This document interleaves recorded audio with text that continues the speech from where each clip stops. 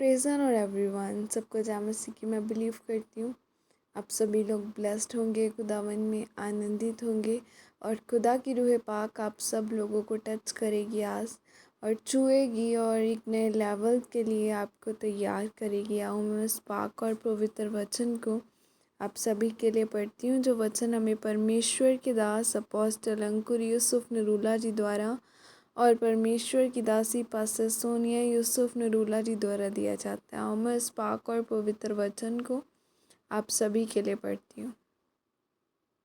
यहोवा का तेज, जैसे कि पवित्र बाइबल भजन संहिता 3 की 3 आयत में लिखा है, परंतु हे यहोवा, तू तो मेरे चारों ओर मेरी ढाल है, तू मेरी महिमा और मेरे मस्तक का ऊंचा करने वाला है। आमीन।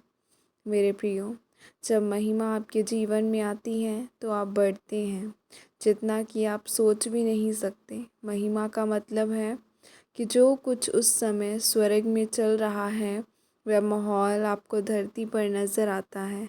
जैसे वहाँ स्वर्गदूत हैं और सोने की सड़कें हैं।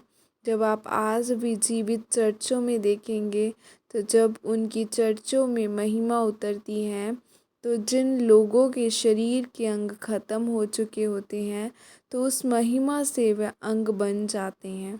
जैसे कि अगर किसी के कान का पर्दा नहीं है तो उनके कान का पर्दा बन जाता है, और अगर दांत नहीं है तो उसी जगह नए दांत आ जाते हैं। लेकिन आज चर्च इस महिमा के लिए प्रार्थना नहीं करती, क्योंकि उन्हें यह लगता है कि लोग इसे पाखंड समझेंगे। और यह महिमा आप पर तब उतरती है जब आप मोबाइल फ़ोन से अलग होते हैं और जब आप परमेश्वर की उपस्थिति में लंबे समय तक बैठते हैं। मेरे प्रियो, एक महिमा वह होती है जब परमेश्वर आपको गवाही देता है और आप लोगों को अपनी गवाही देते हैं। लेकिन दूसरी महिमा वह होती है कि जब मूसा पहाड़ पर परमेश्वर के साथ समय व्यतीत कर रहा था तब वहाँ परमेश्वर का तेज उतरा था। पहली महिमा, जब हम परमेश्वर के कामों को आँखों से देखते हैं, जैसे कि कोई देख नहीं सकता था वह व्यक्ति देखने लगा, कानों से सुन नहीं सकता था तो वह सुनने लगा। दूसरा, जब परमेश्वर की महिमा उतरती है तो आप आंसुओं से पवित्र आत्मा से भर जाते हैं, और जैसे जैसे वह महिमा बढ़ती जाती है तो परमेश्वर आपको इज़्ज़त को बढ़ाता है। यशायाह 60 की 1 आयत में लिखा है कि उठ, प्रकाशमान हो, क्योंकि तेरा प्रकाश आ गया है और यहोवा का तेज तेरे ऊपर उदय हुआ है। याद रखें, जब यहोवा का तेज आपके ऊपर आता है तो आप चमकते हैं, प्रकाशमान होते हैं। मैं आपसे पाप और पवित्रताई के विषय के में बात नहीं कर रहा हूँ, यह उससे एक अलग विषय है। एक व्यक्ति पाप से आज़ाद हो सकता है, लेकिन हो सकता है कि वह महिमामय उपस्थिति में न रहता हो।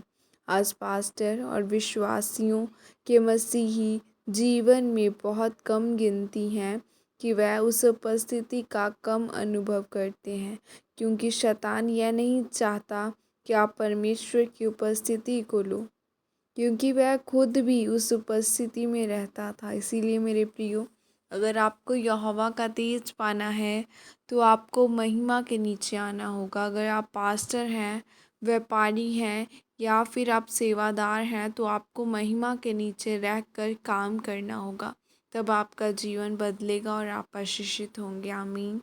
यह प्रार्थना आपके द्वारा की जाए। सर्वशक्तिमान परमेश्वर, इस वचन के लिए पिता मैं आपका धन्यवाद करती हूँ और मैं यह प्रार्थना करती हूँ परमेश्वर कि मैं आपके परम पवित्र स्थान में जाकर आपकी उपस्थिति में रहूँगी और आपकी महिमा को प्राप्त करूँगी। प्रभु यीशु मसीह के सामर्थ्य नाम में मांगती हूँ। आमीन। हालेलुया। आज आपको खुदावन की उपस्थिति में जाना है।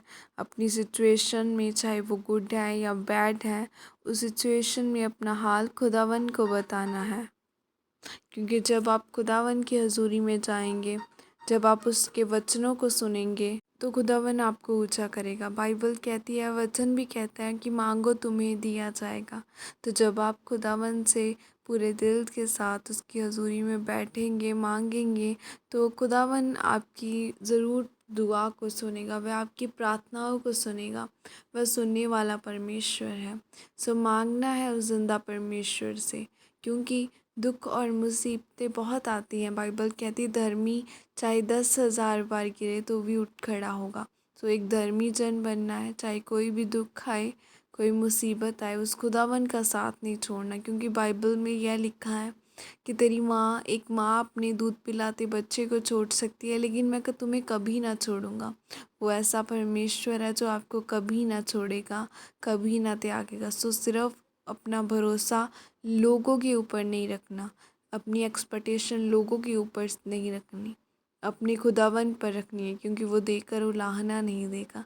खुदा आपके जीवनों को ब्लेस करे, आशीषित करे। God bless you all. Praise the Lord. जय मसीह के सबको।